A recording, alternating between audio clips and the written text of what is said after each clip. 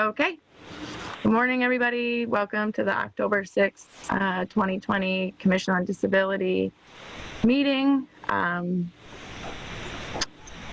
Jeff, do you want to run it by us again that there's a special roll call that you were talking about last time?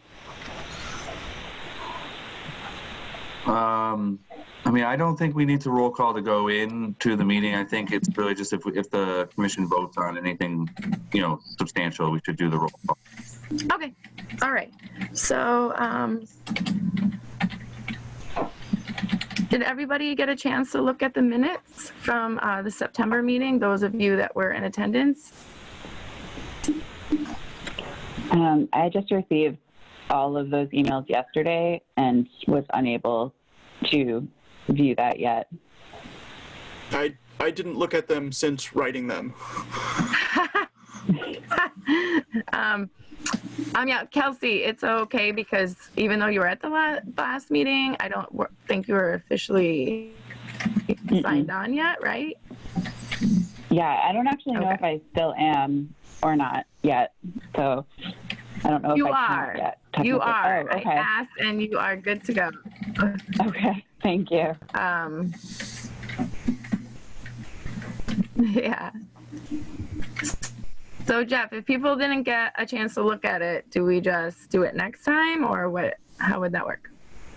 Yeah, we should, I mean, I'm going to look at them right now. I skimmed them initially.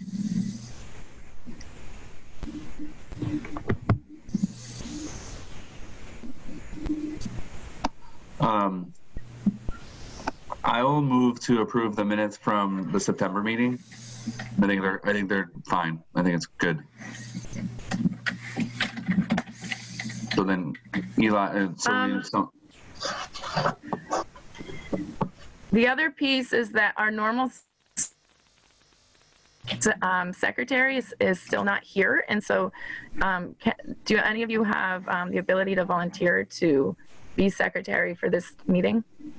Oh yeah, I just assumed that I was doing it, so I already started. Fantastic. I like the assumption. I just didn't want to put that pressure on you automatically. Thank you. No, it's okay. I'll do it.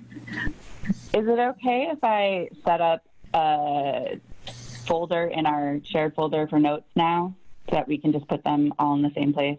Okay, great. Thanks. Awesome. Okay, and Jeff Brown is trying to get in, so I'm just going to message him real quick.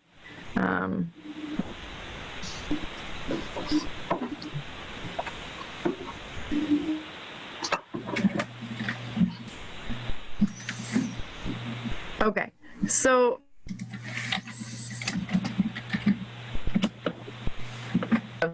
a motion to approve the minutes. Jeff made a motion, but it has not been seconded. Oh, sorry guys, my computer keeps freezing. So, I mean, I can in the minutes. All in favor that were there? Yes. Aye. Aye.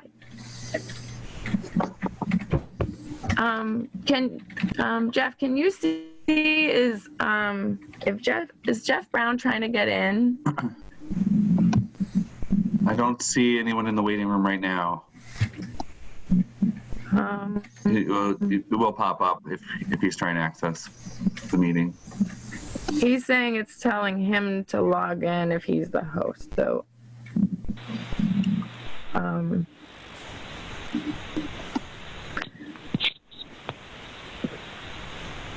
just gonna wait a second. I'll keep trying to help him to get in. The first thing on the agenda, I guess, would be the update on the survey.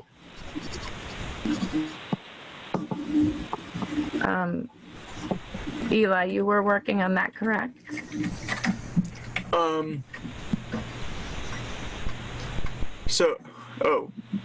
Did I say I would do something last meeting?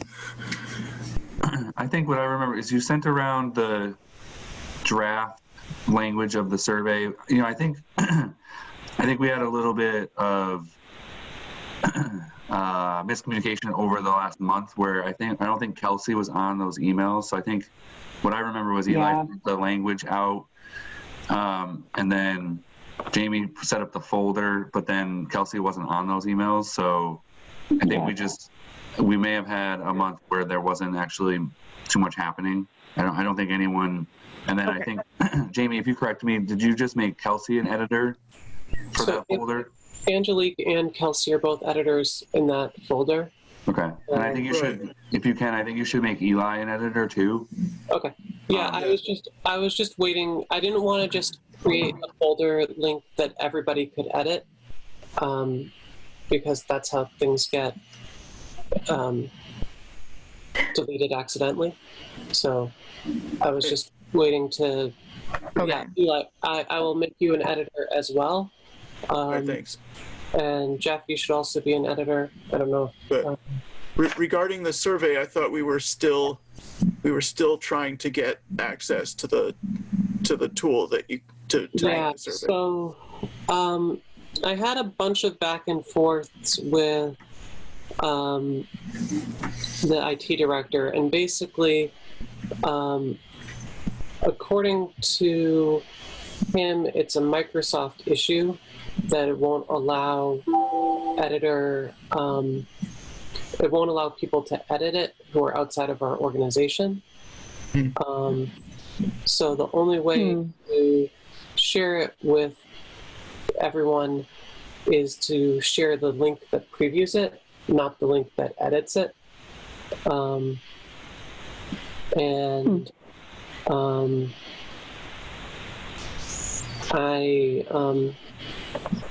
You have to have a Microsoft, if you have an Office 365 or work or school account, then you can be made an editor, but otherwise, I guess there's no way to do that.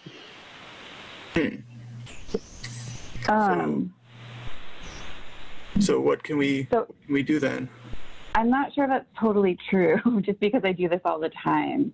I think it has to do with like an enterprise setting. You can collaborate on forms, meaning like if you can set up like different account access for people, and then they can create templates and share those, and you can copy them and make edits. Like you wouldn't necessarily edit the same form. So I'm just a bit confused about that. Yeah, me too. Okay. What I was told. So, yeah. I mean, I know for other, like for the OneDrive, I was able to create access and editing for anyone with the link. Right. Apparently, the way that we have forms set up through our organization through Microsoft does not allow that.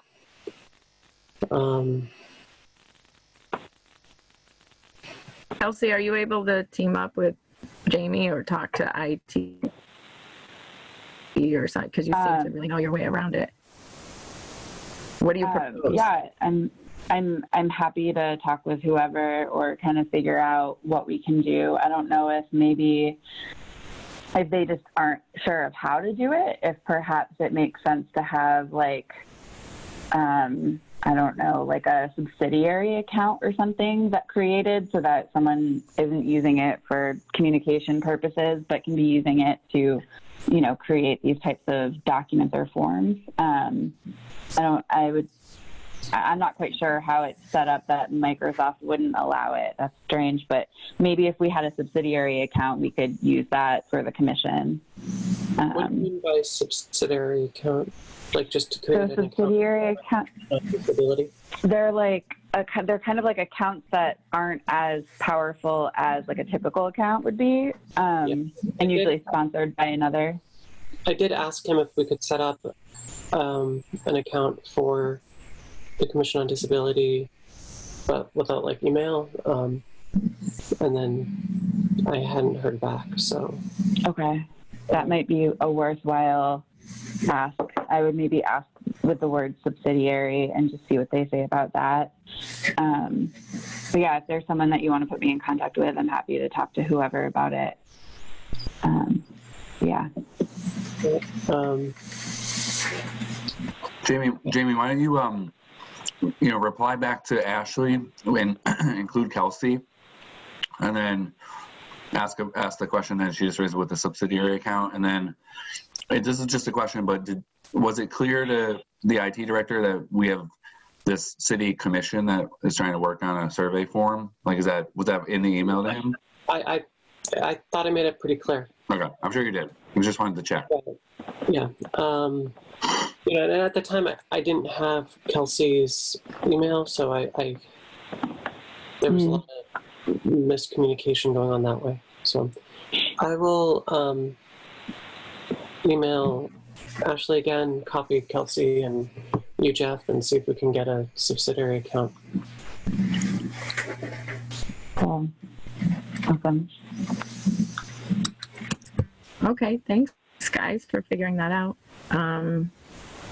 Do we want to go on to the update on the planning grant? Yep. When we met last time, I thought the deadline was earlier. So the deadline is actually Friday. So I think we're in good shape. You know, we've applied for this grant twice already, and the guidelines haven't really changed. So, you know, the way that it works just generally is that, you know, I reached out to a consultant who does transition plans and this type of work, and we asked them for a scope of services and a cost estimate, and that's the basis for our grant. That's kind of how we do a lot of our grant applications. So I've already done that. It's been updated. And I sent a draft letter to Angelique, which she finished up yesterday. Thank you. And then again, apology for any confusion, just getting that back and forth. The mayor has a letter of support that will get included. And so from there, it's just finalizing the updated narrative and submitting it on or before Friday. So that should be in good shape. And I don't know what timelines they have for announcements of the grant, but you know, I would expect it to be several months before we're ready to learn whether we get the grant. But I believe, as I think I've said this before to this group, that I think this is a really important project that I think will really help this group have, you know, a project that we're going to be all talking about and pushing and working with the community to get through. And I think it's really important. So amongst the other things that you guys are talking about, I think this is a good, important step that we're going to take. Could you just remind us what this grant is for? Right, yeah. Sure. So let me pull this up quick. And I can send this, which would be most appropriate. But this is the updated cost estimate. So,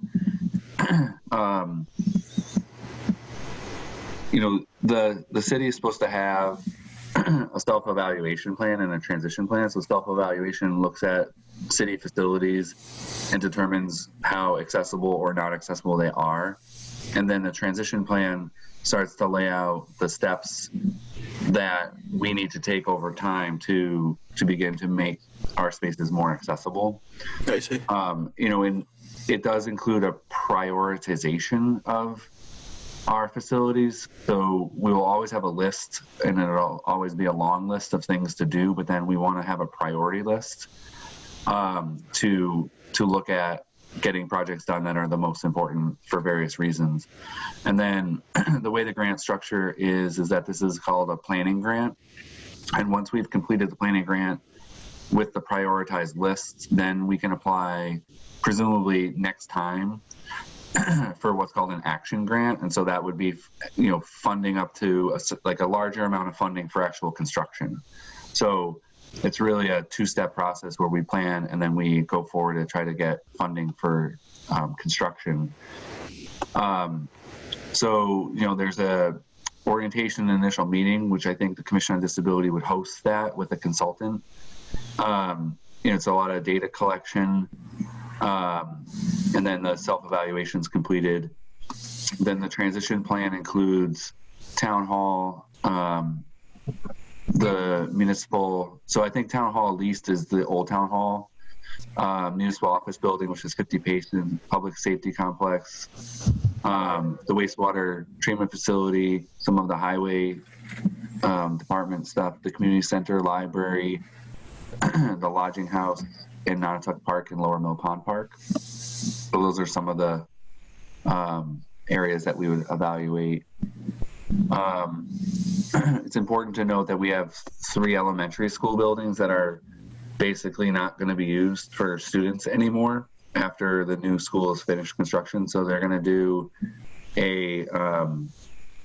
we're going to do a sort of a cursory review of those because they are going to basically be sold or reused for a different purpose. So we're not going to invest a lot of time and effort in those buildings at this point. And then there is some transition plan, sidewalk and curb ramp investigation. And then, the meetings part is task 5. I think one of the important parts would be to conduct, a meeting on the final report. So after the consultant has done the investigations, we do want to have like a community meeting before it's completed and make sure that we've captured everything that needs to be done. So, the project of this nature is, just above $30,000. And so that's what we're going to be asking for the grant is basically $32,000.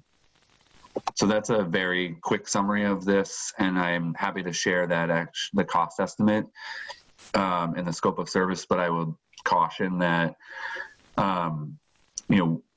if we are awarded, then we would potentially, seek other consultants for another cost estimate before we select someone. So hopefully that helps. That's kind of the overview of that. Thank you. Also, would this be something that the commission is working on? This assessment thing? Generally speaking, I think the commission would be, we've kind of had different phrases for the group. So whether it's like a sounding board, so someone that the consultant can come to and update and ask questions if they have them, or a steering committee.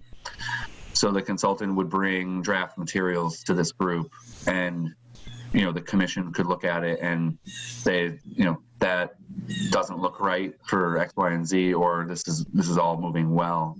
I don't think the members are not expected to have to do actual assessments or anything. That's the idea of paying the consultant to do that work. But then this committee will be involved in kind of moving it forward. And then what we're trying to do with a lot of these projects is have the committee do public outreach. So talking to people or sharing information about the project as it takes shape.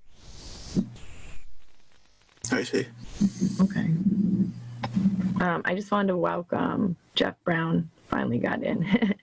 And I apologize. My internet seems to freeze up a lot, and I'm trying to help my daughter with homeschooling at the same time. So if it looks like I'm not looking at you, I apologize. Do any of you have any more questions about that process, or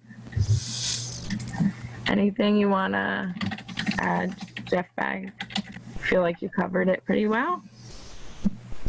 Well, thanks for all the work getting me in, Angelique. Sorry about that. Yeah, that's okay. Yeah. That's okay. Sorry you missed some of it. I had to restart my phone, and then my daughter was having tech issues downstairs, and my partner was trying to help her. It was just frustrating. So 2 Zoom issues at once was kind of driving me nuts for a second, but thank you. All right. Hi, Jeff. Glad you could get on. Yeah, I'm right there with you, doing the same thing over here. So the next part, Jeff, can you do a screen share of the quotes? Would that be appropriate for this? Because we were talking about accommodations for if we're going to have some sort of speaker in the future that's for either us or for the whole community of Easthampton, or do some sort of presentation or panel. So we were talking about making it fully accessible. And Jeff asked Kelsey for some quotes, I believe, so to see how we can go about doing that. Did you guys want to chime in about kind of what's happening here? Kelsey, do you want to Did you give an want me to- overview of what? Yeah, Kelsey, Yeah. would you give an overview of what you asked? Because there's another one too. I think I can only share Yeah, one sure. at a time. Yeah, there are two quotes here. One's from eCaptions and one is from ACS. Both are pretty commonly used live captioning services. Because the city uses Zoom, I asked about the Zoom integration for live captioning, and I asked about the cost for an hour or anything that would go over an hour. And so this first cost was captioning in Zoom is $105 an hour with a 1 hour minimum. That's really, really common for most services. And then it's billed by minute. Is it by minute increments? Is that what it says? 15 minutes, it says. Okay, thank you.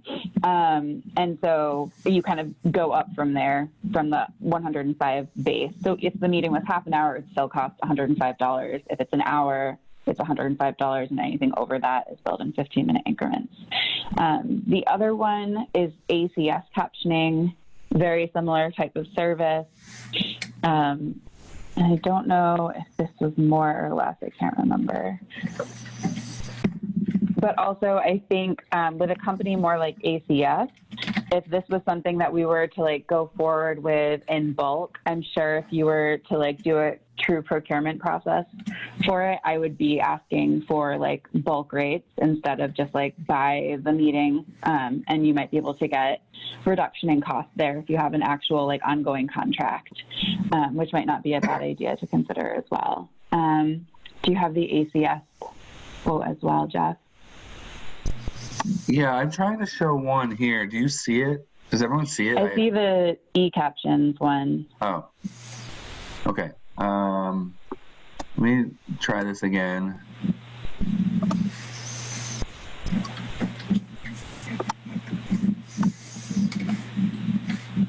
So one is that's the ACS one. Do you see that there? Yep. Okay, Yep. That's the one I had up before. I'm sorry. No, it's okay. And this one is slightly more expensive at $125 an hour, and then same thing, 15-minute billing increments after that, and with a 60-minute minimum. So it might be advantageous to go forward thinking, you know, is it important to have like anything we do? Should we ask for bulk access to this per year, and then maybe potentially get the opportunity to reduce some of that cost or ask for a reduction in cost if we're purchasing more upfront, or signing a more lengthy contract so it's not just each time we need it leveraging it. But yeah, those are really the options that I would say. These are the two of the most common ones used, ACS being the most popular that I'm aware of, frequently used, but I think both would integrate fine in Zoom, which is really the biggest issue. I hope that helps. So That does help. Thank you. Yeah. Jeff Bagg, is this something that could be paid for out of the current planning department budget, or would we need the city council to give us money for this? That's a good question. I mean, I am willing to use some planning department funds to see how it goes. I don't know that I have enough to go into the idea of like Kelsey has of this bulk procurement. I would want us to be farther along in understanding how it would work and who the audience is and that kind of thing before. But I think this is the first step. We've never had this information in front of us before. I guess I would just temper the group that I think we make this like a long-term goal. I just don't know how quickly we are prepared to implement a big presentation that goes to a wider audience and pay for that service. And I'm not trying to be short-sighted. I just don't know.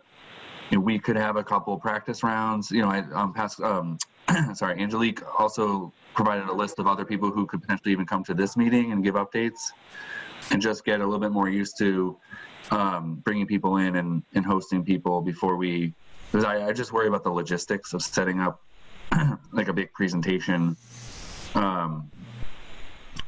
right away. I guess that's my only hesitation. So I'm willing to fund, one or two of these to support the commission's work. I just don't know how many we would look at for bulk. And, I think one approach would be to try to do one or two and make sure that it does what everyone hopes it does. And then we could use that success to make a request to City Council for some funding for the Commission on Disability. Because, the commission, I think under the previous chair, had asked for not a lot. And, I just want everyone to be clear that, everyone's budget got cut pretty bad. The planning department, excuse me, I'll be honest, that the planning department did get funded for a new position, but every single other request from every department got cut. So we are in difficult financial times to, I think, sending a request to City Council without some experience. So it would be great if we had one or two of these presentations that we can use as a model and say that the commission wants to elevate these types of things over the next year, and then ask for, I don't know what it would be if we're talking like $1,000 or $1,200 to be able to support, 5 or 6 of these over the course of a year. I think we should try to think about it as a progression, try one or two, and then make sure that everyone is still thinking it's an important thing to do before we procure, for $1,200 worth of services. Good call. Right. And at the same time, I'm just curious about the other city meetings. Is there a need? I know we don't really have the money. I'm just, city council meetings or school committee meetings that happen more often. I'm not sure how we would find out if there really is a need for that. Yeah, I mean, Kelsey is bringing this to our attention. To my knowledge, all of the community meetings that we're having, whether they're open, whether they're like a forum trying to collect information from people or just regular planning board or city council, I mean, we are not providing these services for these meetings. Mm-hmm. So this is really the first discussion that I've heard about, making sure that they're actually more accessible to people. So that would be the one thing I didn't even think of, which is if this is something that the mayor's office would consider procuring these services for, so that many other groups could have access to it. That might be another avenue to pursue. And I don't know, Kelsey, did you ever get in touch with anyone about the website update? Oh yeah. Okay. So a whole other ballgame. I mean, I think communication in general, the way the city communicates with everyone, is kind of up for debate, and it's being, there's a lot of questions being asked. So that would be the one alternative, would be to see if this fits within something that the mayor's vision, is to make communication better. So I don't know, Kelsey, do you, or Eli, I don't know. I want to stop talking and see what other people think. Well, I think if this is something that's going to be considered for a number of, for several, for several different kinds of meetings, then it would be a question of can we do it, either we do it for all meetings, or we have to prioritize. And if we prioritize, the city council meeting would probably be at the top. Right. And we would probably be much lower on that. I don't know, though. I mean, we are the Commission on Disability, so right.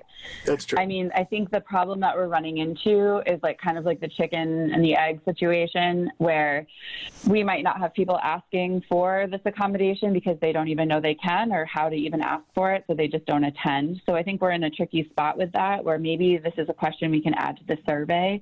Do you regularly attend town meetings of any kind? If you do, great. If you don't, why not? And then we might see, because there are no captioning, I have no idea what's going on, or I don't know how to request an accommodation. I think it's tricky because, you know, like anybody, people don't use services they can't use. So I think we're creating a situation potentially where people can't interact with us. So, of course, they're not going to sit here in silence. So I think it's a tricky thing where, especially for the Commission on Disability, this is an avenue our consumers with disabilities could have, and they don't have, not everyone has it right now. And that could also be for individuals who are English language learners, captioning for a lot broader of an audience than just the deaf and hard of hearing population.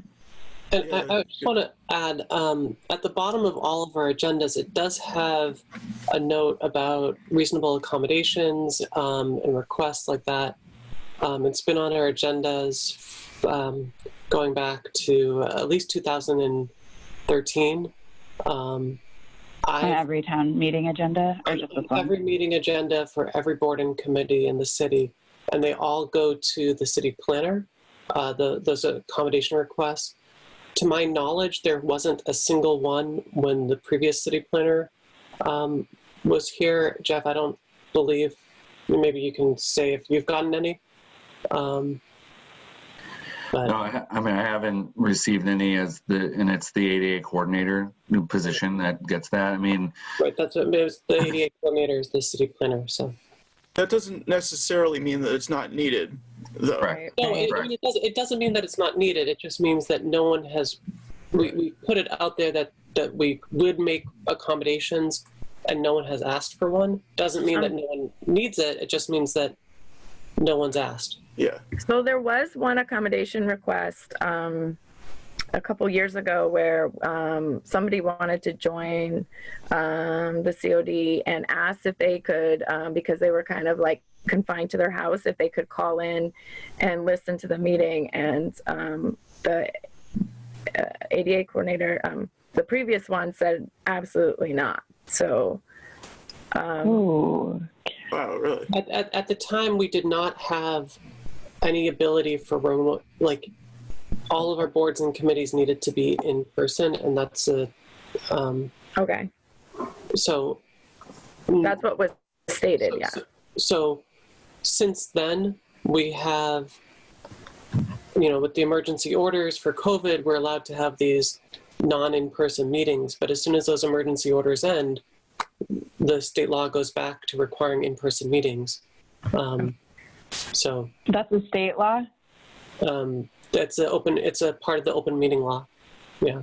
And then as part of that, does that disqualify accommodations? No, I don't. That would be considered a reasonable accommodation. I mean, I think that there's a way to allow, the city or town has to vote to allow it, and only one person, one member of the public, one board member can do that, and they have to be, able to be heard and they have to be able to be heard and be able to participate in real time with everyone else and the audience, the public that's present. So at the time it was a technical limitation. I don't believe that this city has accepted that provision of the open meeting law. So it is it would take some work to make that kind of allowance. And my guess is that after we go back to normal, after COVID ends, there'll be a lot of discussions about participation more generally. I've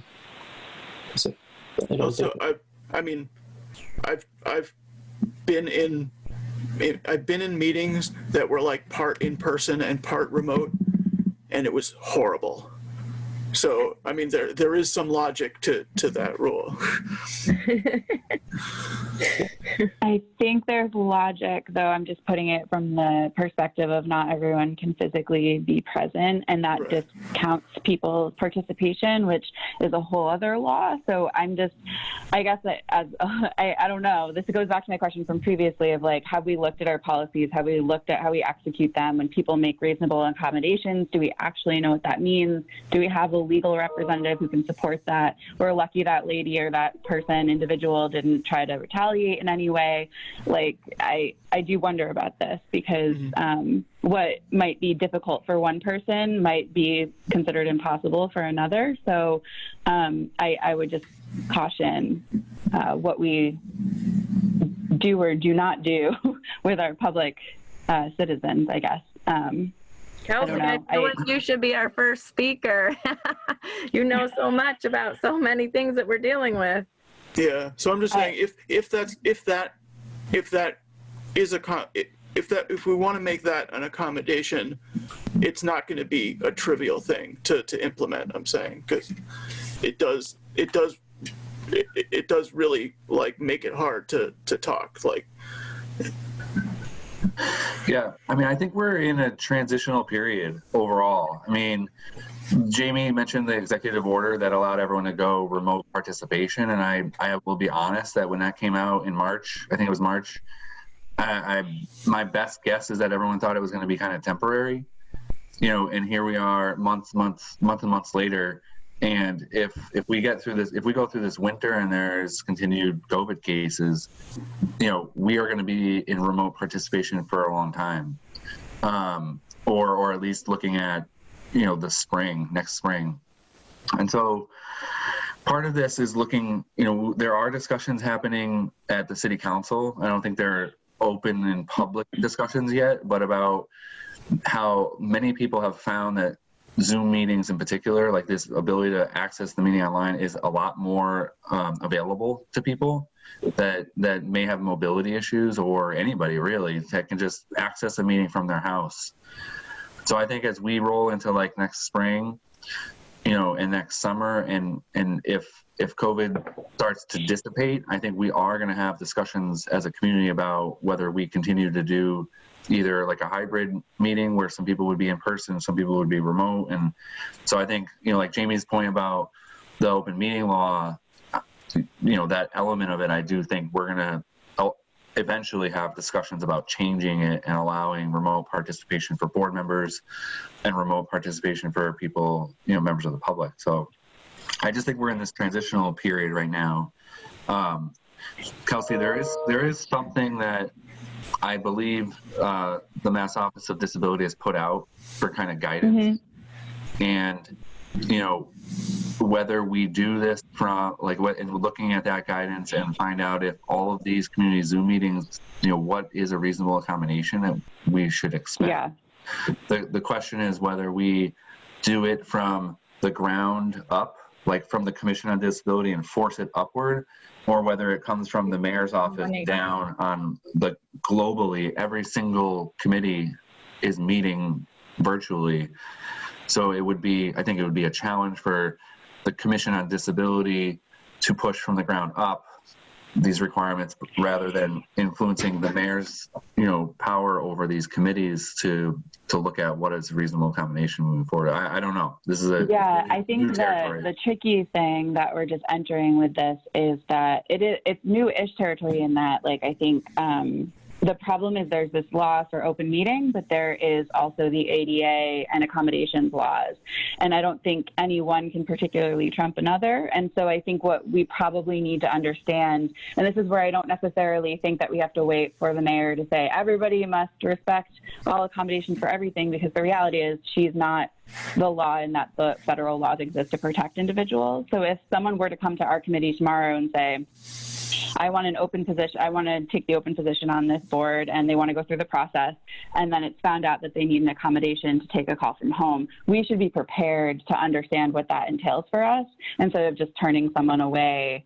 I think we need to understand what a reasonable accommodation is, because that's not really, I guess, they're two separate conversations as to whether we just allow it for everyone versus a specific accommodation request. If that makes sense. I think we should understand I just want to bring up that one of the things was about a quorum, and there are actually 2 to 3 members, at least 2 of them, that clearly this is not enough of an accommodation. Like, they're newer members. Bryce LaPlante has not responded. Jeff Brown used to be like a character yourself. Jeff? Yeah. Did I lose Yeah. you? Okay. So I have not heard back from them. They were, him and Bobby are people that were receiving services from Riverside. And at the time, Jeff Brown was sort of in charge of them. But now that's not the same situation, right, Jeff? Yeah, I haven't heard. Riverside is a clusterfuck. Let's say they're I don't know. A second wave, I think will. Beep, no swears, beep. Sorry. Yeah. Yeah. I don't know why. I mean, there's just no one. Management is all half-time there, and I think Bryce is back at Riverside. You could see if he could get supported to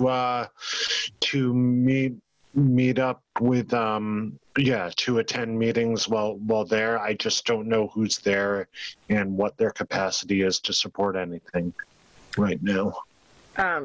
Right, and so that's why thank you. That's why I was bringing up a quorum. It's hard to have a meeting when there's 3 members that are not able to make it. The secretary, I'm not sure exactly what's going on with, if that person needs more, some other different kind of accommodation, but I think that fit in with what you guys were talking about, because we can't really vote on a lot if we don't have a quorum. So what are your thoughts around that? What was the question?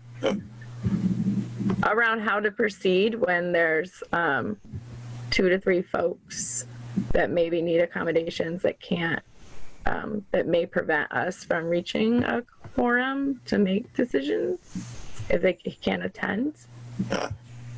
No. So it's Bryce and Bobby and then Kathy. Those 3 people I have not heard from.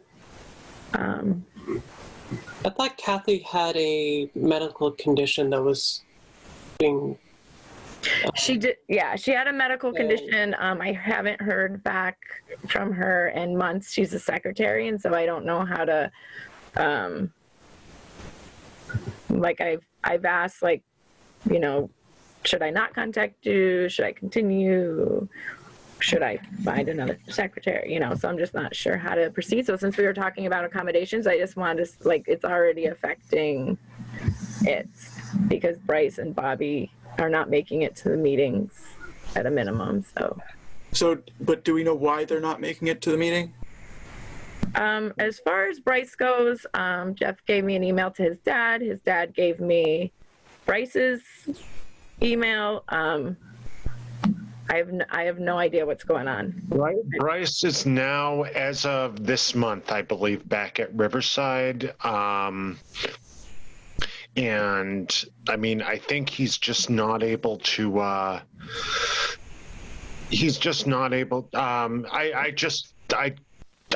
don't think he has the executive functioning to access meetings without support, and they're just not doing it. So I don't even know that I'd count that as an accommodation per se, so much as just, I mean, I don't support, know. Yes, yeah. I don't know. That's less of an accommodation and more of, I don't know, something else. I definitely see it as an accommodation. I mean, maybe not one that we can handle, but it's definitely an accommodation. Yeah, Kathy. I guess a one-to-one support to attend meetings would be an accommodation. I just don't know that that's within the realm. Yeah, we can't. Yeah, and Kathy. Oh, I'm sorry. Go ahead, Jeff. No, I didn't really have anything to add. Bobby, I think, is I've spoken with his staff, and he's injured, unfortunately. So I don't know that he is able to. I heard there was some form of injury, and he's just.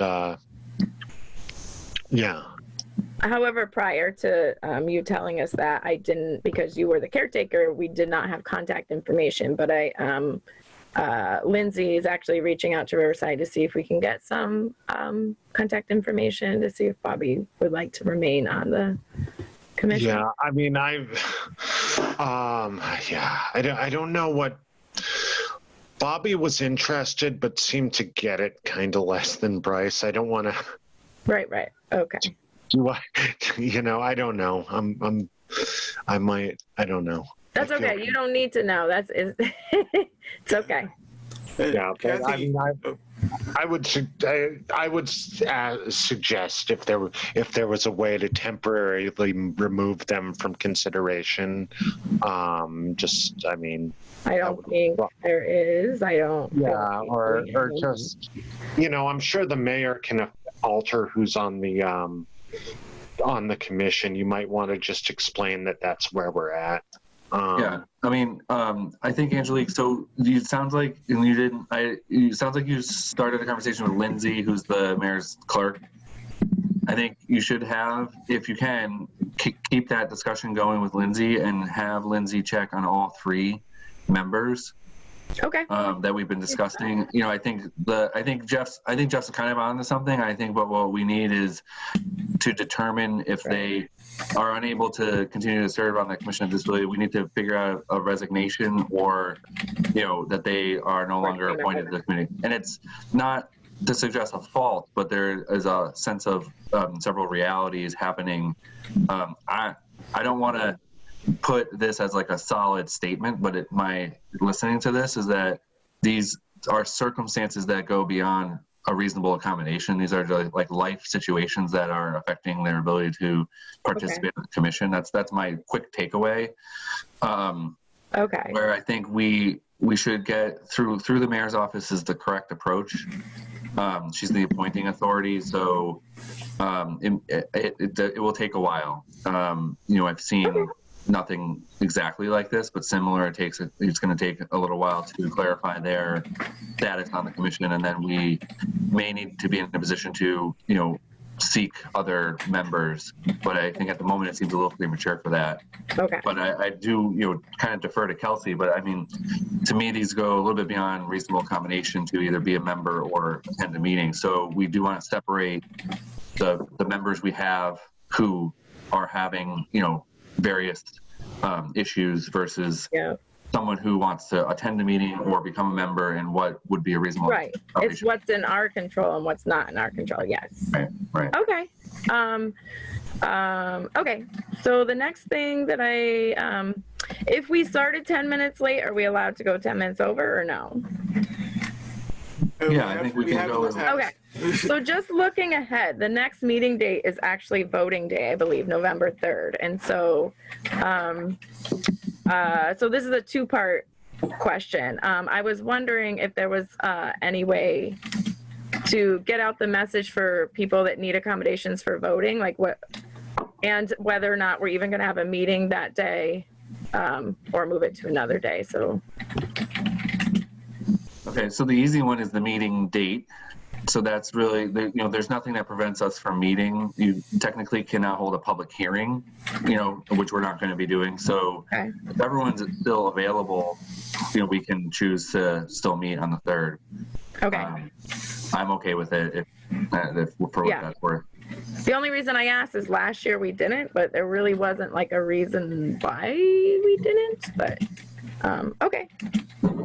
Are folks Kelsey okay or with that? Eli, anyone else does that work generally to have the meeting? What was your question? Is anyone what? Is it okay? Are you free on November 3rd? Is the election day? Attending? No, I should be able to do that. Okay. And then the other part is I know a lot of people are voting from home. Last year we talked about this too, about is there a way for us to even figure out accommodations for folks, if not this year, even next year? Like, is there a way to put a message out to remind people that they can have mail-in ballots? Or It's a little late this year for for doing that.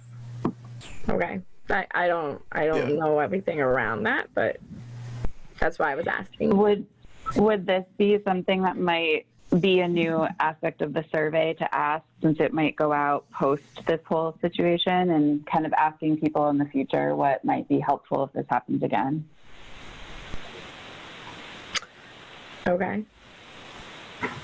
Yeah, I like, so far I like the idea of adding those kind of the two elements to the survey to get more feedback on what needs are out there. I think it's hard. I think I agree with Eli that we have very minimal resources available to us, and it seems like, well, I guess this is a little naive, but I would hope that there are other resources available to people who already have been aware of the voting options for them. What was the other thing that we talked about? We talked about, I think it was last year, we talked about transportation Yes. to the polls. Yes. You know, but that there's so many logistics and things that, you know, that would be where we want to talk about, like with the Council on Aging, and understand like what, if any, services they're providing, or the Easthampton Neighbors program is intended. Those are both for the older population. Those don't really handle the general disabled population. Okay. Yeah, which I'm very angry about. Right. Me too. So I would accept any kind of feedback. So like maybe we set, like think about goal setting for if and how the commission can assist in the future with things like that. I think between now and November 3rd, I don't see how we would have resources available to do that. The other part of that question, is it too late for mail-in ballots? There's been a lot of outreach for mail-in ballots this election cycle. Okay. I don't know specifically disabilities, but with COVID, anyone who wants to get a mail-in ballot can get one. And I know everyone in the state has received. Okay. I was just talking about maybe like putting like a one-line something. Yeah. I don't know what the timeline is though. Like, if you haven't applied for a mail-in ballot yet, I mean, Okay. can you still get one? It seems like kind of late in the My process. computer froze.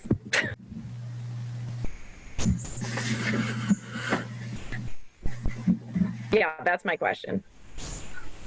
The deadline to request a ballot is October 28th by 5 p.m. in Massachusetts. So I was talking about, putting just like a one-line reminder somewhere, like, hey, if you don't already know, you can request it by this day, or.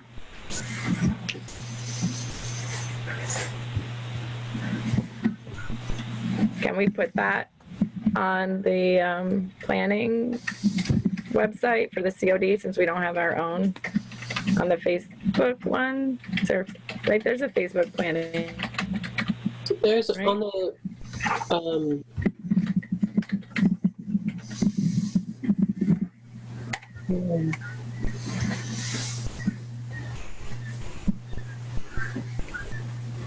yeah, I mean, on the website, there was on the homepage, there was a link for mail-in voting, but now it says in-person voting.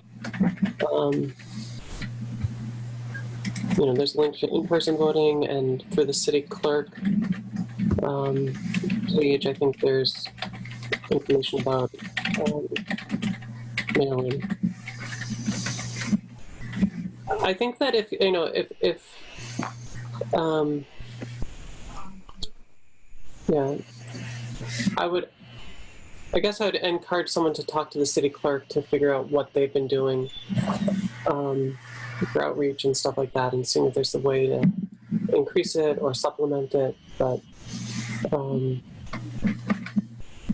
just keeping in mind the tight timelines, like I was saying. Okay, I can ask that. So I know we're running out of time here, so I did make a list of possible speakers like we discussed. So until the next meeting, if you guys have time to look over it, and I'm not not sure if you can add to it or if you have suggestions, like write those down. I know that when is World Disability Day again, Kelsey? World Disability Day is on November 12th. Okay. And we were talking about whether or not to do something for that. Yeah. Okay. And what, can you refresh my memory? Did you have an idea or were you just bringing it up? I can't quite. I think we had brought it up because you had talked about wanting to kind of bring that speaker series back to life, and that might be an easy transition to do that, to get that going. Okay. Jeff, what are your thoughts? Step back.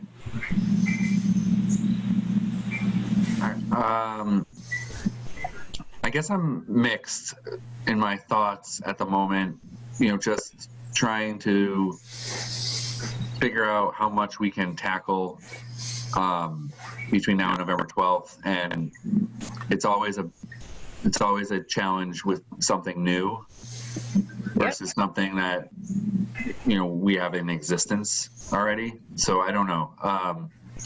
So just like the voting, make it something that next year we can shoot for? And I see that Jeff Brown has his hand raised. I want to call him, but I think what we may need to do just is see if there's a subset of this group who want to meet in between now and November 3rd to see if there's anything else we could potentially do for the 12th. Like if we wait until the 3rd, that's like the idea of a subcommittee to look at something like that. Funding is an issue. So even to secure a transcription service, I know that's probably not the right word for it, but services for accommodations and that we have the quotes for, we're a little really tight on a timeline to actually set that up and have it in place for the 12th. I think it could be done, but we don't necessarily have a speaker or a plan yet. So the time just seems tight for something new and substantial, but that doesn't mean that we can't promote the Commission on Disability or general awareness or something like that. So I don't know. I don't have a lot of ideas. I do see that Jeff Brown had his hand raised maybe for this subject. Yeah, I was just gonna suggest, instead of trying to book a speaker and stuff, because it is short notice, is there some awareness stuff or Happy World Disability Day we could post as the Commission on the Easthampton City website, link to our site, stuff like that, just some sort of statement or, Right. just something to announce ourselves and announce World Disability Day, and that might be more doable than an event at this point. All right, Right. I'm done. No. Are there, and is that something because if we do a subcommittee, we have to post the day and time of the meeting as well, correct, Jamie? If the subcommittee consists of a quorum of the members of the full commission, so currently the commission is 6 people, sorry, the 4 excluding myself, or no, there's five present today, excluding myself, plus Kathy, Bryce, and Bobby. So that's 8 people. So up to 3 people can meet without notice? Yeah, so 51% is quorum. So I think quorum is 5. So yeah, if 3 people meet, it's fine. But more than 3, it needs to be posted. Correct. And it has to be posted by the city clerk 48 hours in advance with the Zoom link, and that goes for all of any public meeting. Okay. Are there folks that want to be on this subcommittee that even if we don't do a big thing, we can still meet and talk about coming up with a statement or something? Because I'm happy to help with that. Okay. Me and Kelsey. I guess I can help with that too. Okay. So I right, actually thanks, do have to go to another meeting. So I don't know. One thing I was just curious about is I got access to the folder as an editor this morning. Thank you, Jamie. I was going to start looking through the survey and just kind of leaving comments and things or thoughts that I had. So is that okay with everyone if I do that in that document? Yeah. Yeah, that makes sense to me. Also, can you remind me who said they were joining the subcommittee, the World Disability Day? Angelique, Kelsey, and Jeff Brown. Got it. All right, thanks. Well, thanks for coming, Kelsey. Welcome aboard. Yeah, I'm really sorry. Thank you so much. Congratulations. Thank you. Have a great day, you guys. Bye. Thank you. All right, goodbye. So, I mean, I think we got quite a bit done or talked about. Is there other things that you guys want to talk about before we adjourn? Make a motion to adjourn. I can't think of anything. No, me neither. I guess I would just reiterate that I think next meeting would be good to talk about the survey more. So I think this will be the first time that Kelsey's had a chance to look at it. And I think, she's a fresh set of eyes. So I hope that it'll complement the previous work and then figure out maybe like an assessment of how far out are we from starting that process of putting it out. So some time for the survey next month would be good. Okay. I will email go ahead. Jeff and Kelsey just so it's on the record about the subcommittee meeting. So Also, did you say we were not meeting in November? no, we are. Yeah, okay. Yeah. On the November right. 3rd. November 3rd, okay. Yeah. Cool.